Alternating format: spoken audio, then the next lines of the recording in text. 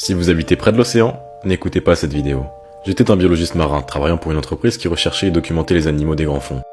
Et lors de cette expédition, nous avons été chargés de documenter la faune dans une fosse océanique récemment découverte. Vous voyez de nouvelles espèces? J'ai demandé. Non, mais nous ne sommes pas encore si profonds. J'ai regardé par le hublot de verre, et la seule chose qui éclairait notre environnement était les lumières de notre submersible. Au loin, j'ai repéré une faible lumière bleue qui filait autour. Hé, Jack, viens voir ça. Qu'est-ce que c'est? Il y a une lumière bleue à environ 70 pieds de nous, dis-je. C'est peut-être une baudroie ou un poisson dragon, A-t-il suggéré. Nous avons observé la lumière bleue jusqu'à que nous descendions plus profondément et que nous la perdions de vue. J'ai souri. Ce serait formidable si nous pouvions découvrir une nouvelle espèce. Ça serait une putain de découverte pour la science. Ouais, croisons les doigts, car nous sommes les premiers à explorer cette tranchée. Je me suis assis dans la salle de contrôle, me demandant quelles nouvelles espèces nous pourrions trouver. J'imaginais découvrir une nouvelle créature, non découverte, qui serait complètement nouvelle pour la science. Au fur et à mesure que nous descendions plus profondément, les formes de vie devenaient de plus en plus étranges. J'avais repéré plusieurs méduses bioluminescentes et une anguille gulper. J'ai regardé le profondimètre, nous étions à environ 4000 mètres de profondeur. 4000. La tranchée que nous avions l'intention d'explorer était profonde, de 5000, au fond de l'océan. Nous avons donc continué à descendre pendant encore 15 minutes, impatients d'atteindre le fond de l'océan. Nous étions dans la zone de minuit. La température de l'eau était glaciale et les espèces qui vivaient ici étaient très inhabituelles, du moins d'un point de vue visuel. J'ai regardé par le hublot. Je ne pouvais voir que quelques poissons bioluminescents et quelques calamars. À part ça, tout, et je veux dire tout, était noir comme le noir. J'ai revérifié la jauge de profondeur, et nous étions maintenant à 1210 mètres sous la surface. 1220, 1230, 1240, 250... Je soupirai, et retourné à la salle de contrôle où se trouvait Jack. Combien de minutes encore jusqu'à ce que nous arrivions à la tranchée? J'ai demandé. 8, répondit Jack. Je posai ma tasse de café instantané sur la coudoir de ma chaise. Est-ce que les lumières secondaires et les drones sous-marins sont prêts? Ouais, ils sont prêts. 1460, 1470 mètres, 80, 90... Waouh! Arrête le submersible! M'écriai-je en regardant dans les profondeurs de la tranchée en contrebas. Nous sommes ici. Nous étions au fond de la mer, et juste en dessous de nous, il y avait une tranchée très profonde. Cette tranchée était immense. Bien qu'elle ne soit pas aussi large que la tranchée des Mariannes, cette tranchée mesurait 2000 de large et 5000 de profondeur. J'allume les feux secondaires, ai-je dit. J'ai appuyé sur quelques boutons, et les lumières secondaires du submersible ont éclairé toute la zone autour de nous d'une lumière vive. Nous descendons, en ce moment, déclara Jack. J'ai hoché la tête et regardé alors que nous descendions dans l'abîme noir qui nous attendait en bas. 15 minutes plus tard, nous étions au fond de cette tranchée. Nous avons observé la zone pendant un certain temps, documentant les espèces que nous pouvons voir. Jusqu'à présent, nous n'avions découvert qu'une seule nouvelle espèce d'étoiles de mer des grands fonds. Nous avons fouillé d'autres sections de la tranchée dans l'espoir de trouver d'autres espèces nouvelles. Après tout, c'était notre objectif principal. J'ai conduit le submersible vers l'avant et, à ma grande surprise, j'ai repéré un cuirassé endommagé, de la Seconde Guerre mondiale, ici allongé sur le sol de la tranchée. Tu vois ça? Je demandai à Jack. Tu flippes en voyant ça? Ouais, merde, un cuirassé de la Seconde Guerre mondiale? Comment est-ce qu'il s'est trouvé ici? Nous avons continué et avons découvert 5 autres cuirassés navals coulés et 2 sous-marins navals coulés. Lorsque nous avons examiné de plus près les navires, nous avons découvert qu'il y avait des rayures, et des marques plutôt étranges gravées sur le métal rouillé des navires. Est-ce que c'est... J'ai hésité. Putain, des marques de griffes et de morsures? Ai-je demandé? Sans vraiment attendre de réponse. Probablement. Regarde-les. Il y avait aussi des grands trous éventrés dans la coque du navire. C'était plutôt inhabituel. Extrêmement même, je dirais. Les marques de morsures et de griffes, les trous dans la coque du navire, tout avait un sens maintenant. Une créature d'une magnitude inconnue avait coulé ces navires et sous-marins. Jack, je pense qu'un animal a fait ça. Mais quel genre de putain d'animal peut couler un navire de guerre? Je veux dire, on sait tous que le plus gros animal vivant, c'est la baleine bleue. Il s'est lentement éteint alors que nous avons tous les deux vu une faible lumière violette à l'intérieur de l'un de ces navires.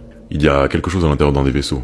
Ça bouge, déclara Jack. Et la lumière me paraît bioluminescente. Nous avons regardé avec admiration la lumière violette vibrer et se déplacer dans la coque du navire. Ensuite, j'ai repéré la source de lumière. La lumière était attachée à un mince appendice d'une grande créature nageant dans la coque lacérée du navire. Je ne pouvais pas distinguer la forme de la créature, mais elle semblait mesurer environ 10 mètres de long. Dirigez les lumières vers cette chose, afin que nous puissions voir quel animal produit la lumière violette, ai-je dit en orientant les lumières du submersible vers la coque du navire. Les lumières brillaient dans la coque du navire, rendant tout visible et clair. J'aurais aimé que les lumières soient restées allumées. Avant de continuer, je voudrais juste dire que j'aimais l'océan. Quand je grandissais, certains enfants adoraient les dinosaures, d'autres adoraient les dessins, mais moi, j'adorais l'océan et la vie marine. Quand j'ai eu 14 ans, mes parents m'ont acheté mon tout premier kit de plongée sous-marine, et je dois dire que je dépensais vraiment tout mon argent de poche en bonbonnes d'oxygène, et j'explorais les merveilles de l'océan. C'était vraiment merveilleux. Mais ce que j'ai vu m'a fait très vite abandonner ma passion. La chose que j'avais aimée toute ma vie, avant ce moment, ce que j'ai vu m'a vraiment horrifié, m'a traumatisé, m'a marqué. Ce que j'ai vu m'a fait décider de ne plus jamais, je dis bien jamais, mettre les pieds dans ce putain d'océan. Il y avait cette chose à l'intérieur du vaisseau. Ce navire qui a été abandonné là tout seul sur le sol. Et cette chose mangeait un isopode géant. Le haut du corps de la chose était une énorme masse répugnante de chair noire visqueuse criblée de trous et d'appendices griffus, tandis que le bas du corps était une masse de bouche, de dents, d'antennes et de gigantesques nageoires. Et au sommet, un long appendice reposait sur le sommet de la tête de la créature, cette fameuse boule bioluminescente d'une lumière violette. Je me suis assis là, tremblant de peur, alors que la créature tournait la tête dans nos directions. J'ai comme ressenti une soudaine montée d'adrénaline et de panique. En jetant un coup d'œil à Jack, lui aussi avait l'air terrifié. « Jack !» dis-je d'une voix tremblante. « Éteins la lumière. Éteins les lumières !» ai-je dit. Mais Jack resta immobile, piégé dans une transe de peur. « Éteins ces putains de lumières !» criai-je, le sortant de sa transe. Et un éclair de mouvement, Jack éteignit toutes les lumières, extérieures et intérieures. J'ai entendu un clic, et tout est devenu très noir. Très sombre. Je ne pouvais rien voir. Je ne pouvais même pas voir mes propres mains devant mon visage. C'est comme ça qu'il faisait noir. La seule lumière visible était à l'extérieur du submersible. Cette fameuse lumière violacée provenant d'une source terrifiante. Sans avertissement, la créature a percuté le côté du submersible. Je suis tombé de ma chaise et je me suis cogné la tête contre la fenêtre du submersible. Alors que je me relevais, de plus en plus de lumières violettes sont apparues à l'extérieur du submersible. 5, 6, 10, 16, 30, 50, 100... Il y avait maintenant plus d'une centaine de ces créatures. « Nous devons foutre le camp d'ici !» j'ai crié.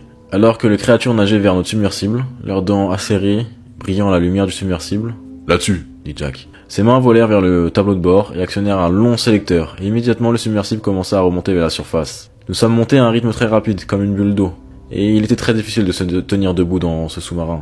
Mais les créatures n'avaient pas renoncé à nous manger, car un essaim entier de ces créatures est sorti d'une grotte sous-marine et nous a poursuivis pendant notre ascension. Je m'accrochais à ma chaise et regardais par la fenêtre du submersible. Ces créatures étaient juste en dessous de nous.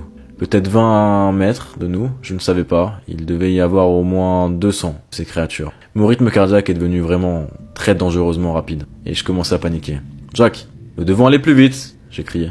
Jack a pris le risque malgré les risques des dommages dus à la pression et le submersible, a fait un saut de vitesse et nous sommes allés encore plus vite. Ces créatures ont enfin cessé de nous suivre lorsque nous avons quitté la zone de minuit. Et heureusement, nous n'avons jamais vu aucune de ces créatures pendant le reste de l'ascension.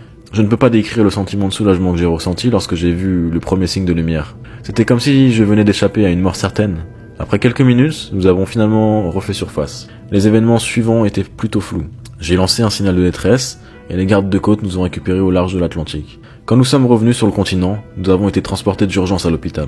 Pendant le peu de temps que j'ai passé à l'hôpital, j'ai découvert que j'ignorais beaucoup de blessures. Et quant à Jack, il a quitté son emploi de conducteur de submersible et maintenant il travaille pour une sorte d'organisation gouvernementale en Californie du Nord et dans le reste des États-Unis. Le capitaine et l'organisation qui m'a embauché n'ont donné aucune garantie ou explication de l'incendie. Seulement qu'une équipe s'en occuperait et que je ne devais pas m'inquiéter. Après avoir démissionné et avoir été approché par une équipe de chercheurs et d'hommes plutôt louches, j'ai obtenu un peu plus d'informations sur les créatures qui ont confirmé mes soupçons. J'avais l'impression que c'était quelque chose de plutôt grand. Quand j'étais là-bas, quand j'ai regardé droit dans les yeux blancs, laiteux et morts de la créature dont je savais qu'elle ne devait pas exister, j'ai ressenti quelque chose d'ancien. Une peur primale qui m'a dit que ces choses étaient au-delà de ma compréhension et n'auraient jamais dû être vues par des yeux humains. C'est quelque chose d'inexplicable, mais ces choses étaient bien plus que des créatures.